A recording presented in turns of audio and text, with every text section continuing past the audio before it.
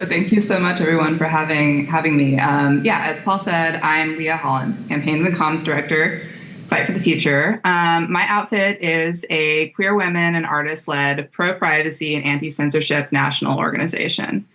We've been a leader for a long time in pushing back against misguided policies that seek to regulate crypto in ways that conflict with free expression and privacy.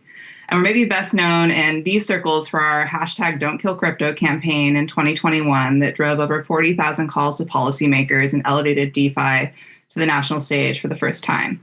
Or for our ensuing work to defend the right to code open source, privacy-preserving technology against Democrats' inclinations to regulate the space out of the country.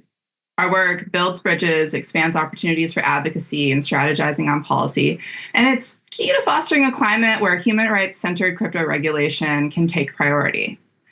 So I'm here today to tell groups like this one that while the Trump administration's support for crypto may be a short-term boon for some players in the industry, it's further cementing the issue as a partisan one politically. And looking to the far horizon, we can see that today's climate will most definitely rally more knee-jerk opposition from progressive civil society and Democrats in Congress. By allowing crypto to become a victim of the culture war rather than staying true to its cypherpunk roots, it will suffer the long-term consequences when the pendulum inevitably swings back to the left. And because we want better tools for human rights, we're working to stave off these consequences so that open source and community-owned tools for resilience and safety can continue to be coded in the US for decades to come. To be totally frank about it, I'm here to point to a report that we put out recently and to encourage the crypto community to invest in the liberatory tech potential that we've faced huge headwinds to defend ever since 2021.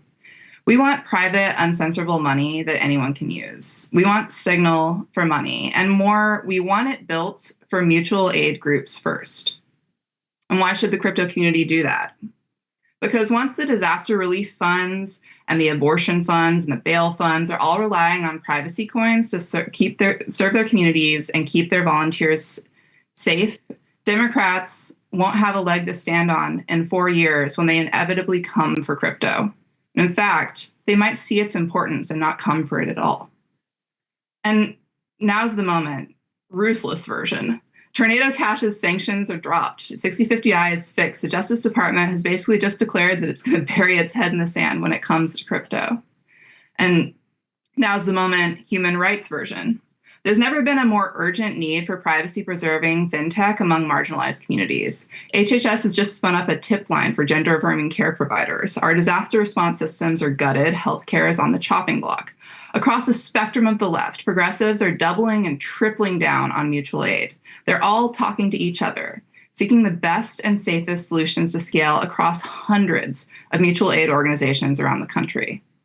And this brings me to the report I mentioned that my organization commissioned. It's called Financial Confidentiality in the Age of Digital Surveillance.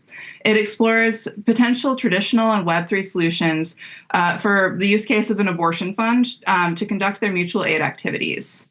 TLDR, all the options suck, but for different reasons. Traditional fintech is written with surveillance, inconvenient, and unworkable for the use case. Web3 fintech sucks because it's either not actually Web3 and has a bunch of Web2 trackers and stuff on top of the interface, or it's legit and it'd be amazing, except it's too high a tech barrier for entry. Mutual aid organizations are run by volunteers with varying degrees of tech literacy. The people they serve need something as easy to use and get support on as Venmo. You can find the report on the first page of fightforthefuture.org/news or drop me a line at leah@fightforthefuture.org, and I'm very happy to link or talk more with you. And so now, coming off of that report, the UC Berkeley Cybersecurity Clinic is working with mutual aid organizations to do a case study of features that would be ideal for the mutual aid market. And when they release it, we'll be promoting these needs as part of our ongoing rallying cry to demand Signal for Money, or Cash App with ZKP, a user-friendly private money app that breaks the connection between sender and recipient, so that every mutual aid fund's PayPal isn't an imprisonment list for the attorney generals of a state like Texas or Florida. But once we've got that wish list, where do we go? The truth is, the tech we need is yours to build, not ours. We are the left-coded, grassroots digital human rights organization that threw down for crypto when no one else would. We're telling you right now what we are going to need to do it again. And so I came here today to ask, who's going to build it for real? You can contact me at leah@fightforthefuture.org, and I'd love to hear from anybody who has thoughts on this. Thank you so much.